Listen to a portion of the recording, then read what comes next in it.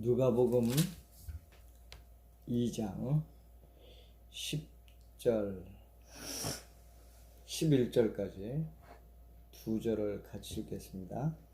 천사가 이르되 무서워하지 말라. 보라, 내가 온 백성에게 미칠 큰 기쁨의 좋은 소식을 너에게 전하노라. 오늘 다윗의 동네에 너희를 위하여 구주가 나셨으니 곧 그리스도 주시니라. 아멘. 오늘부터 5시간 동안 5시간에 걸쳐서 우리가 주님이 이 땅에 오신 성탄을 기념하는 동시에 새능력 복된 계획을 허락하셨던 핵심 메시지 5가지를 통해서 은혜를 받기를 원합니다. 이 말씀은 왜 5가지의 말씀이 됐는가 하면 사무엘상 17장에 보면 다윗이 골리앗을 향하여 나아갈 때에 물매를 가지고 나갔죠. 그 물매를 가지고 나가면서 돌을 5개를 준비했다. 돌 5개. 그래서 돌 5개를 다 쓰기 전에 돌 하나로 골리앗을 물리치게 되지요. 마찬가지로 이 5가지 메시지는 한 가지가 다 복음 메시지이기 때문에 이 한 가지를 통해서 영혼들을 잡고 있는 악한 영 마귀를 한 방에 물리치고 예수 그리스도를 영접할 수 있는 그러한 메시지가 되었으면 좋겠다, 그렇게 생각을 하고 이 5가지 메시지를 하나님께서 우리에게 주신 줄 믿습니다. 또 목회의 비전이 보통 어떤 전도하라는 사명 메시지에서 주로 하지만 특이하게 이 성탄 메시지를 통해서 이러한 메시지를 우리에게 허락해 주신 것에 대해서 다시 한번 하나님께 감사를 드립니다. 첫 번째 메시지는 오늘 누가복음 2장 10절을 중심으로 좋은 소식으로 다윗의 동네에 오신 예수님이라는 주제로 함께 은혜를 받게 될 것이고요.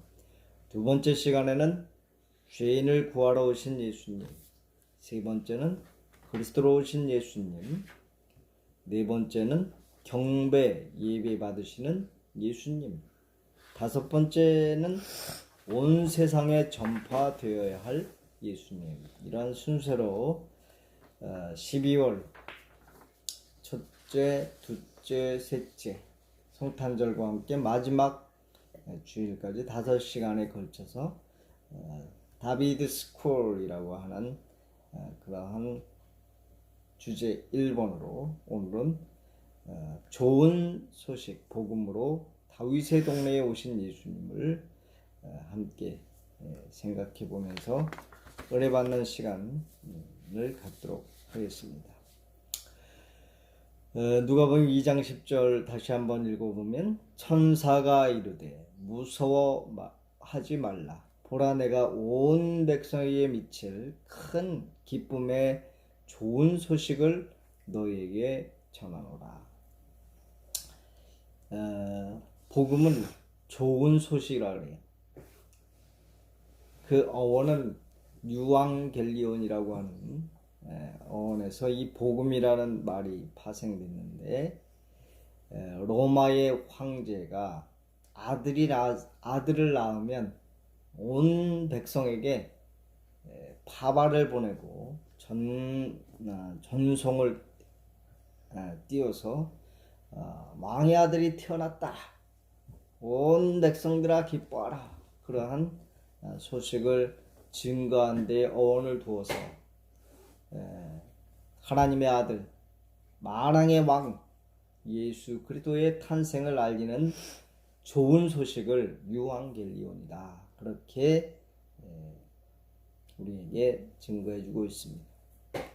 그래서 오늘은 복음으로 어디에 오셨냐면 다윗의 동네에 오셨다. 다비드 시티, 베들레헴을 소개하는 거죠. 그것은 바로 예언의 성취되었다는 것인데, 구약 성경 미가 선지자가 미가 5장 2절에 보니까 베들레헴 에브라다야, 너는 유다 족속 중에 작을지라도 이스라엘을 다스릴 자가 내게로 나올 것이라. 그는 근본은 상고의 영원에 있느니라. 그렇게 증거해주고 있습니다. 예수님이 탄생하기 전에 이미 베들레헴의 상고에요 영원에라고 하는 그 영원하신 왕이 이스라엘을 다스릴 자로 나올 것이다. 그런데 그 베들레헴은 이미 다윗이 태어난 동네죠. 다윗이. 그래서 다윗의 동네다. 그렇게 베들레헴을 소개해 주고 있습니다.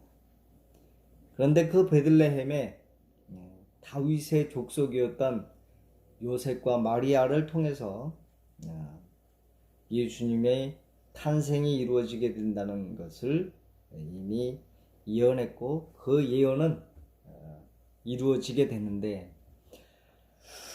오늘 누가복음 2장 1절로 이렇게 쭉 7절까지 보면, 원래 마리아와 요셉은 나사렛이라고 하는 동네에서 살았어요. 갈릴리 지역 나사렛이라고 하는 그런 지역에서 살고 있었어요. 정혼하고.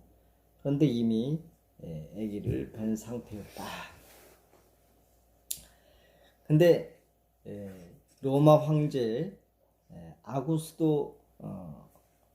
아구스토가 명령을 내려가지고 그 자기가 다스리고 있는 모든 그 식민 지역에 선포를 해서, 특별히 이스라엘 나라에 선포를 해서 자기가 속해 있는 그러한 본적지에 가가지고 호적을 해라. 조세에 그 등록을 해라 하는 거죠. 그래서 이제 세금을 잘 걷기 위한 그러한 일환으로 호적을 할 것을 명령을 하니까, 자기의 본 동네였던 그 다윗의 후손이었던 요셉은 마리아와 함께 이제 베들레헴을 향하여 가게 되고, 그때에 해산달이 다 돼서 마리아가 해산을 합니다. 그래서 나사렛에서 태어날 뻔한 예수님은 성경에 예언한 대로 어쩔 수 없는 상황이, 그 당시의 세계 정세, 세계를 다스렸던 제국 로마의 황제에 의한 명령에 의하여 성경이 이루어지는 역사를 보니, 하나님의 모든 역사는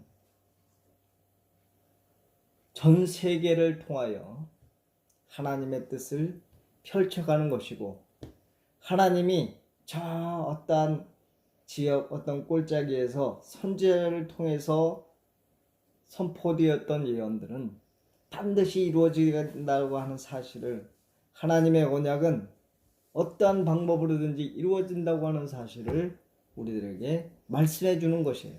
그래서 예수님이 베들레헴에 태어난 그 사실은 예언의 성취였다 하는 것이죠. 이 베들레헴의 뜻은 떡집, 빵집, 그런 뜻을 가지고 있죠. 그래서 예수님이 이 땅에 오신 그러한 의미를 부여할 때는 생명의 떡, 생명의 양식으로 우리에게 오셨다. 그래서 말구유에, 구유에, 말밥통에, 아니면 소밥통에, 짐승의 밥그릇에 예수님은 누워 계셨어요. 그 의미는 모든 인류의 영혼의 양식이 되어 주셔서 이 땅에 오셨다 하는 것인데, 왜 베들레헴이냐 하고 굳이 따진다면 예언의 성취다. 그 예언의 성취를 이루는데 하나님은 로마의 황제까지도 이용하신다. 그러므로 하나님의 모든 언약은 반드시 하나님의 선포한 말씀대로 이루어진다라고 하는 것을 우리는 알게 되는 것입니다. 이 베들레헴에 오신 예수님은 이스라엘 나라라고 하는 작은 그 나라의 왕으로 오신 것인가, 아니면 온 인류를 위하여 오신 것인가 라고 했을 때, 오늘 본문에 보면은 천사가 이르되 무수하지 말라, 보라 내가 온 백성에게 미칠 큰 기쁨의 좋은 소식. 온 백성이라는 것은 만민을 의미합니다. 온 세상의 구주로 이 땅에 오셨으므로 예수님을 만나야 될 대상과 예수님이 다스릴 대상은 온 세상 모든 사람들에게 적용되는 그러한 분으로 나타나는 것이죠. 예수님은 왕으로 오셨을 때에 헤롯이라고 하는 그 대헤롯, 그가 예수님을 죽이려고 한 것은 다른 왕이 나타났을까봐, 이스라엘에 어떠한 그 자기 말고 다른 왕이 날까봐 예수님을 죽이려고 태어나자마자 했던 것이죠. 근데 그 헤롯은 예수님이 태어나던 해에 죽었어요. 누가복음 2장 31절로 32절에 보니까 이는 만민 앞에 예비하신 것이요 이방을 비추는 빛이요 주의 백성 이스라엘의 영광입니다. 그렇게 표현해주고 있듯이 만민 앞에 예비하신 것이고 이방을 비추는 빛이 되는 것이고 이스라엘의 영광이 되어주시는 그분이 이 땅에 오시는데, 온 백성에게 미칠 큰 기쁨의 좋은 소식인 예수님이 이 땅에 오시는 사건을 계속 표현해 주고 있는 것이죠. 그래서 예수님은 이스라엘에 국한된 분이 아니라 온 세상 모든 사람을 위해서 오셨다. 한마디로 인류의 구주시다 라고 하는 사실을 우리는 확신해야 합니다. 그래서 이 세상의 모든 역사는 주전, 주후, BC, AD. 그래서 이 세상 모든 사람들은 다 예수님이 탄생한 날을 기점으로 내가 몇 살이냐? 내가 몇 년도를 살고 있느냐? 이렇게 온 세계 사람들이 그렇게 연도를 따지며 사는 것은 예수님의 탄생시기 때문이다. 탄생한 그 주님의 기준을 통해서 예수님 오시기 전의 역사냐, 예수님 오신 이후의 역사냐를 가지고 온 세계의 역사를 나타나신 것은 바로 온 인류의 구주실 뿐만 아니라 온 인류의 주인이시다, 역사의 주인이시다 라고 하는 사실을 우리는 알게 되는 것입니다. 자, 그러면 이 온 백성에게 오신 이 기쁨의 좋은 소식은 어떤 소식인가? 바로 회복의 소식이다. 왜 좋은 소식이냐 하면 회복의 소식이다. 이스라엘 백성들이 처해 있는 상황은 과거 애굽의 종되었던 것처럼 타향살이 하는 것은 아니지만, 우리나라가 일제 36년의 역사가 있었던 것처럼 수많은 시간들을 이스라엘 백성들은 예수님의 탄생 그 시기에도 이미 로마의 식민지로 전락해 있었고,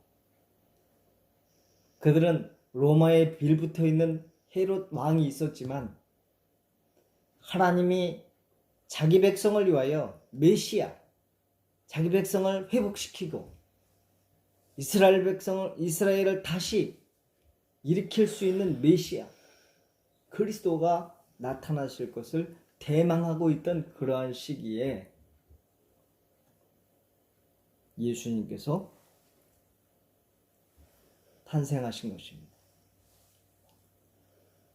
이스라엘 백성들은 이스라엘 나라가, 우리나라가 일제로부터 해방되는 그날을 고대한 것처럼 혹시 예수님께서 로마로부터 우리를 구원하실 분이 아닌가라고 제자들마저도 예수님 승천할 때까지도 질문했던 상황이죠.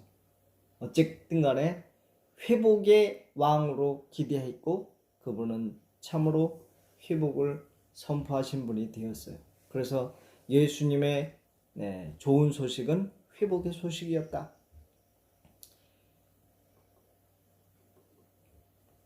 자, 예수님이 침례를 받으러 갈릴리로 예수님보다 조금 앞서서 사역했던 침례 요한을 만나러 요단강으로 가셔서 침례를 받을 때 성령이 임하는 것을 보면서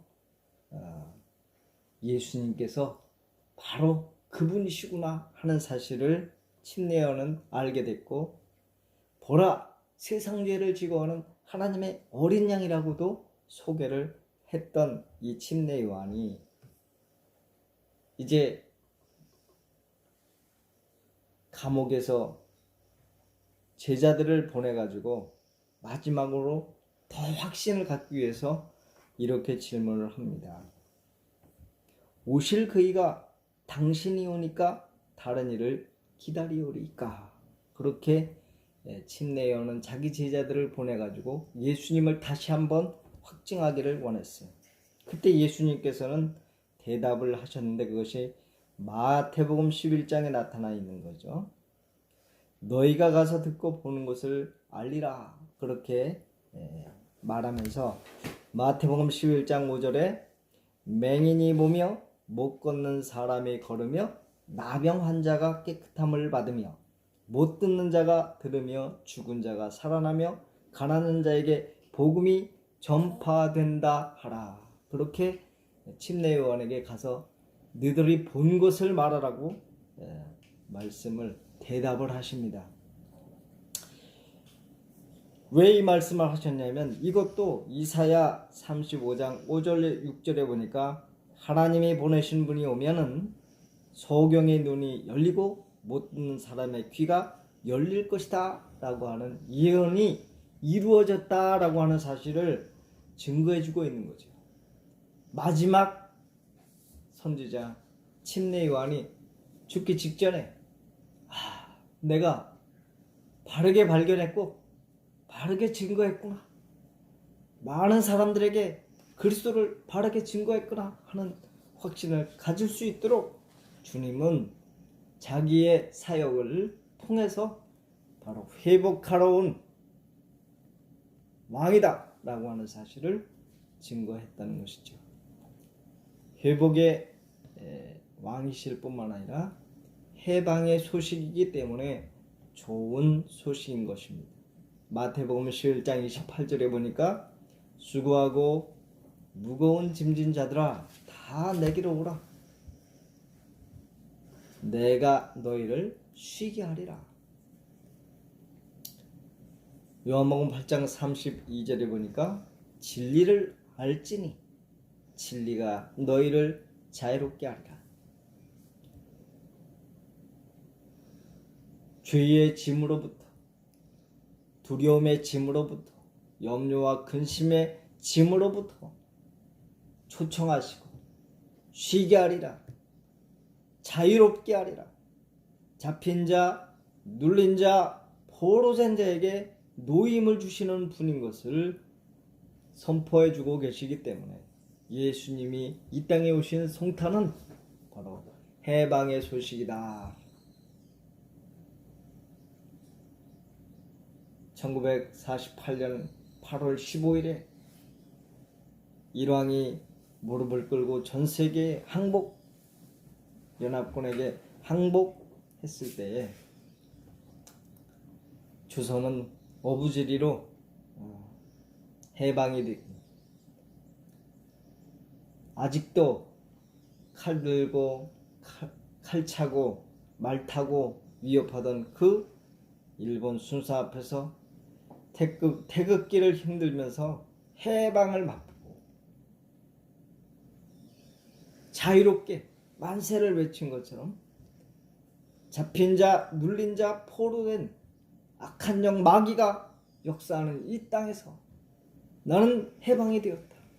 나는 죄로부터 해방이 되었다. 나는 사망으로부터 해방이 되었다.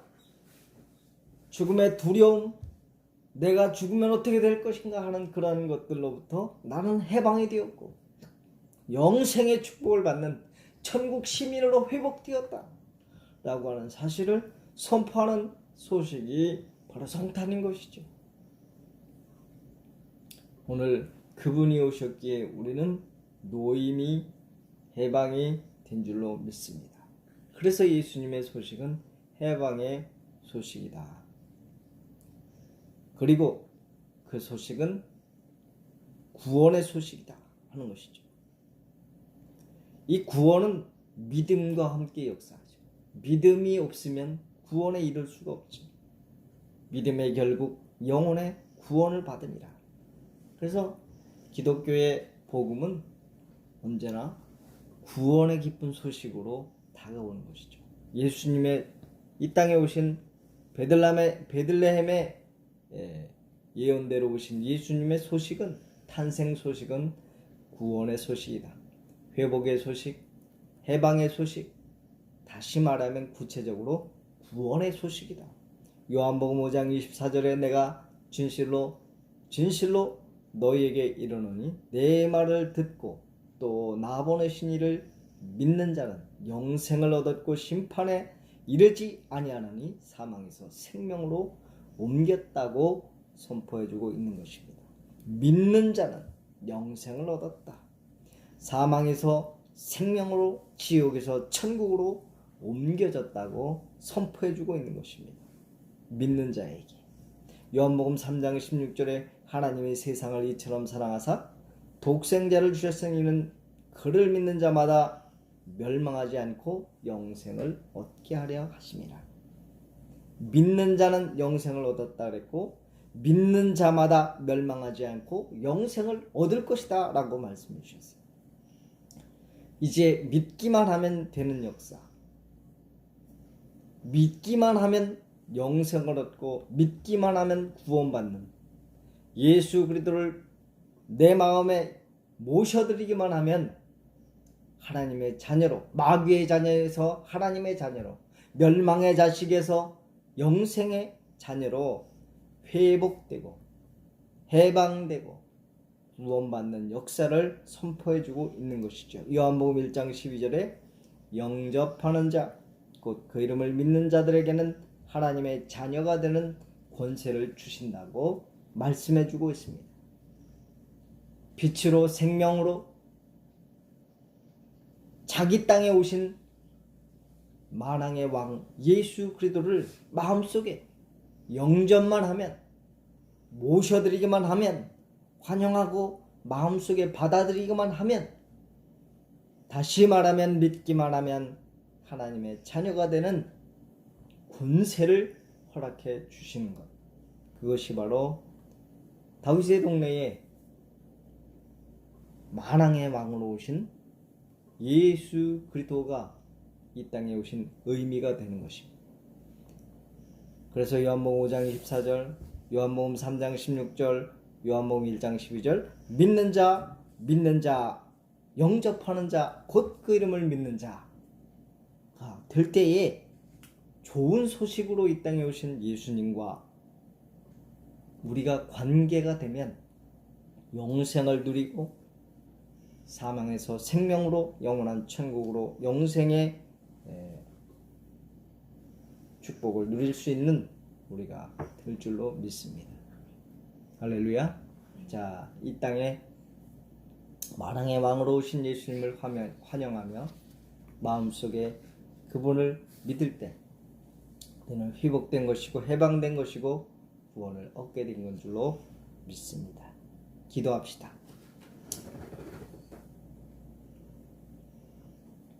살아계신 주님 감사합니다. 주님의 언약을 따라 예언을 따라 성경대로 이 땅에 주님이 지명한 장소 베들레헴 다윗의 동네에 하나님의 거룩한 말씀을 이루러 이 땅에 오신 예수 그리스도를 환영할 때에 주님이 우리에게 주시는 회복의 은혜, 해방의 은혜, 구원의 은총을 온전히 힘입음으로 주님의 자녀로 살고 주님의 권세를 누리며 살아가는 우리가 될 것을 감사를 드립니다.